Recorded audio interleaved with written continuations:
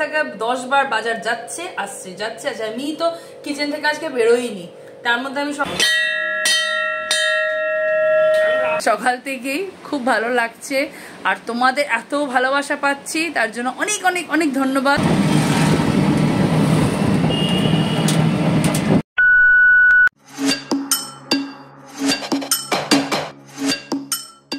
Hello guys, welcome back to my channel. আমি তোমাদের বন্ধু সুপর্ণা নিয়ে আসলাম আবার একটা নতুন ব্লগ।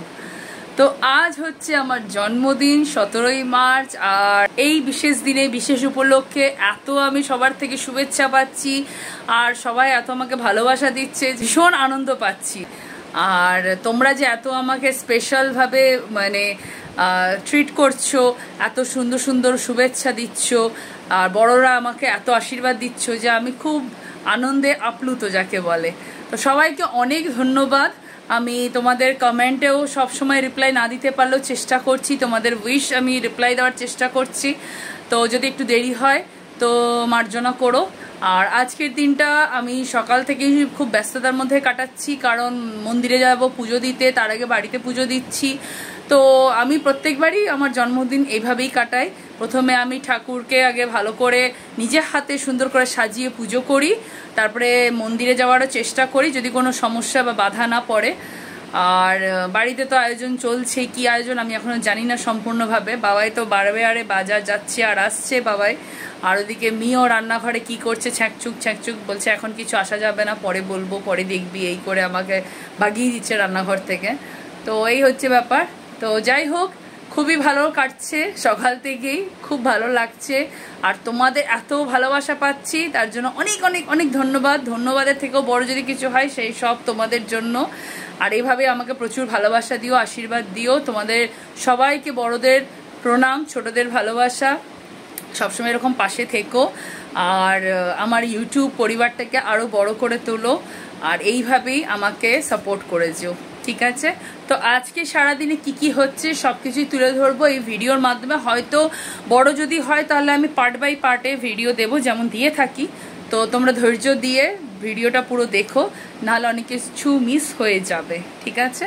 তো চলো শুরু করা যাক আজকের ব্লগ, আমার জন্মদিন। আর সবাইকে অনেক ধন্যবাদ আমাকে এত সুন্দর সুন্দর শুভেচ্ছা দেওয়ার জন্য।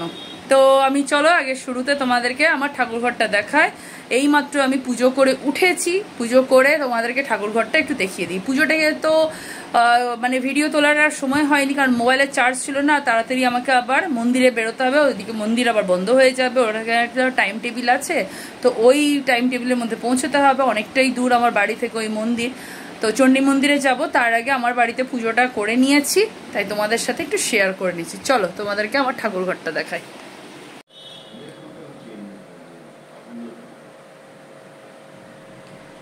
তো দেখো বন্ধুরা, আমার পুজো কমপ্লিট।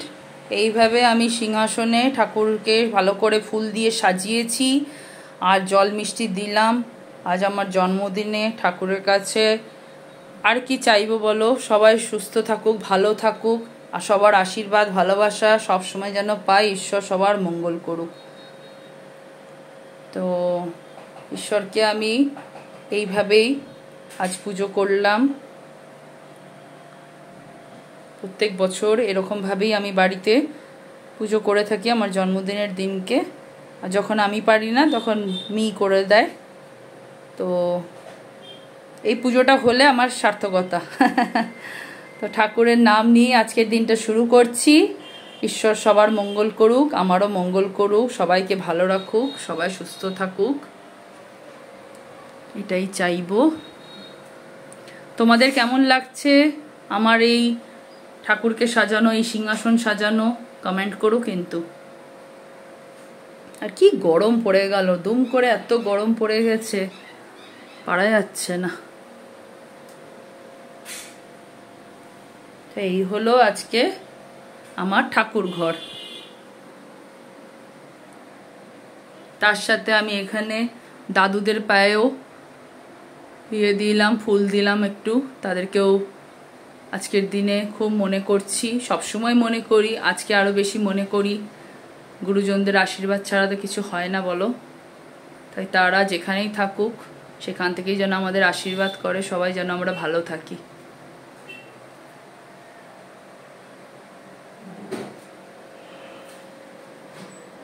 এরপর বেরিয়ে পড়লাম, বেতাই মন্দির যাব।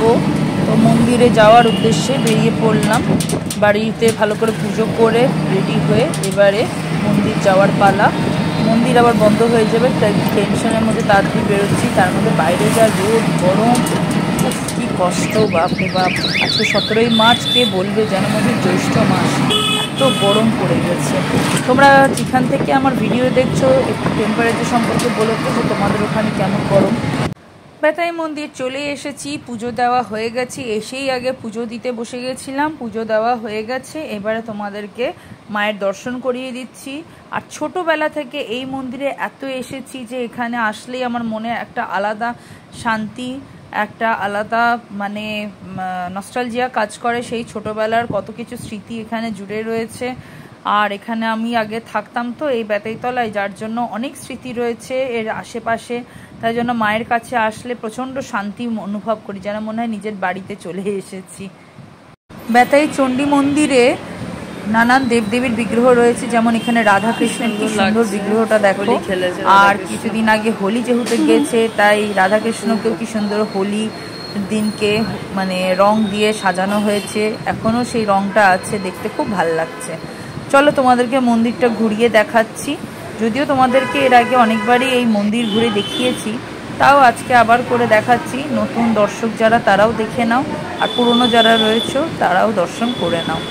যে ভোলে বাবার বিগ্রহ এত সুন্দর, এখানে সব রকম দেবদেবীর বিগ্রহ রয়েছে। আর এত সুন্দর নিত্যিকার পুজো এখানে এত ভালো লাগে। মানে ওই যে বললাম, ছোটোবেলার স্মৃতি প্রচুর আছে এখানে জড়িয়ে, তাই জন্য এখানে বারে বারে আসি। আমার বাড়ি থেকে বেশ দূর, তাও আমি এখানে চলে আসি। তো চলো তোমাদেরকে মন্দিরটা ভালো করে দর্শন করাই।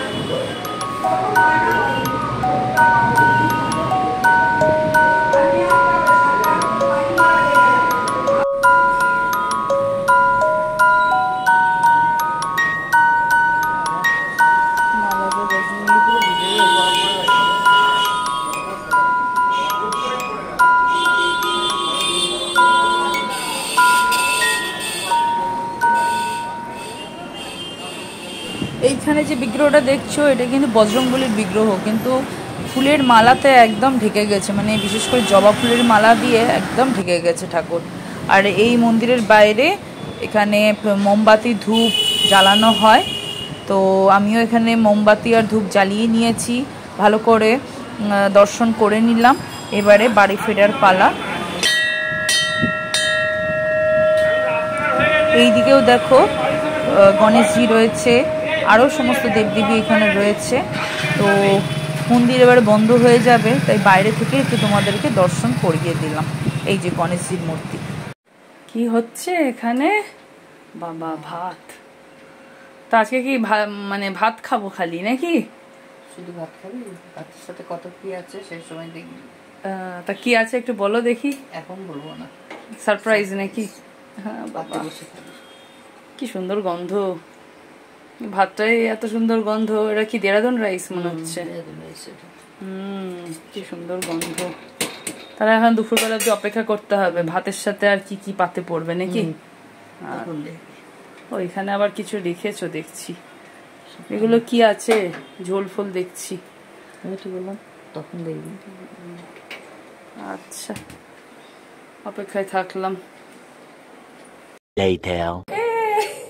অবস্থা দেখো, কত খাবার, মানে টেবিল পুরো জুড়ে গেছে, এত খাবার, মাই গুডনেস। এই জন্য বাবাই সেই সকাল থেকে 10 বার বাজার যাচ্ছে আসছে যাচ্ছে আসছে। আমি তো কিচেন থেকে আজকে বেরোইনি, তার মধ্যে আমি সকালে ছিলাম না, আমি গেছিলাম মন্দিরে পুজো দিয়ে আসতে। পুজো টুজো দিয়ে এসে দেখছি রান্না পুরো কমপ্লিট। আর চলো তোমাদেরকে দেখায় কি কি আজকের মেনু। বাপরে বাপ, কি কাণ্ড করেছে দেখো। এটা হচ্ছে ইলিশ মাছের মাথা দিয়ে পুঁই শাক, সঙ্গে তো ভাত, দেরাদুন চালের ভাত। আমার ব্যাপক লাগে এই রকম খাবার পেলে। আমার পোলাও বলাও ভুলে গিয়ে আমি ভাতই খাই, তাই জন্য মি বললো ভাত করে দিই।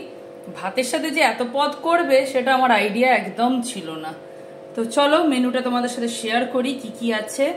তো এটা হচ্ছে পুঁই শাকের চচ্চড়ি ইলিশ মাছের মাথা দিয়ে, এটা হচ্ছে অড়হর ডাল, আর এখানে হচ্ছে পোস্ত দিয়ে পটলের তরকারি, মানে পটল পোস্ত যাকে বলে। আর এখানে দেখো 5 রকমের ভাজা। ভাজার মধ্যে কি কি আছে? আলু ভাজা আমার ফেভারিট, এরকম চাকা চাকা আলু ভাজা, তোমাদেরও যদি ভালো লাগে কমেন্ট করো। আর মিষ্টি কুমড়ো ভাজা, এখানে রয়েছে পটল ভাজা, বেগুন ভাজা আর মাছ ভাজা। মাটন, ইয়ে সেও আবার রেয়াজি খাসির, দারুণ লাগে, গন্ধ বেরিয়ে গেছে, যা মনে হচ্ছে কতক্ষণে খাবো।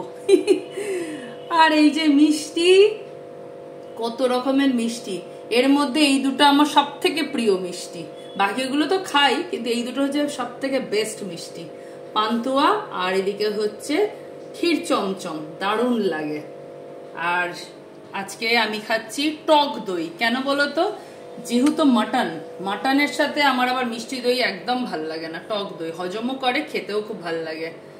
এদিকে হচ্ছে চাটনি, মির হাতে টমেটো, তারপরে কিশমিশ, খেজুর সব দিয়ে একটা খুব সুন্দর চাটনি করে মি, এই চাটনি। আর আছে আর হচ্ছে আইসক্রিম শেষ পাতে, কোয়ালিটি ওয়ালসের। এটা হচ্ছে কেশর পেস্তা কুলফি আইসক্রিম, আমার খুব ভালো লাগে। এটা আমি এখন খাবো না, এটা জাস্ট খালি এখানে রাখলাম, এটা সাইড করে রাখতে হবে। খেয়ে নি আগে, মাটন খেতে খেতে, মাংসর ভাত খেতে খেতে আমার আইসক্রিম গলে যাবে। তো যাই হোক, চলো তোমাদের সাথে মেনুটা আজকে শেয়ার করলাম। তোমাদের এরকম খাবার কার কার ভালো লাগে কমেন্ট করো। আর দেখো, সব একা হাতে করেছে মি, রান্নার দায়িত্ব পুরো নিয়ে নিয়েছে, যেমন নিয়ে থাকে প্রত্যেক বছর। আর বাবা ওদিকে বাজার পর বাজার করে একাকার। এখানেই শেষ নয় বন্ধুরা, এখনো অনেক কিছু আছে আমার জন্য সারপ্রাইজ, তোমাদের জন্য সারপ্রাইজ। তো ফুল ভিডিও দেখো, অনেক কিছু দেখতে পাবে।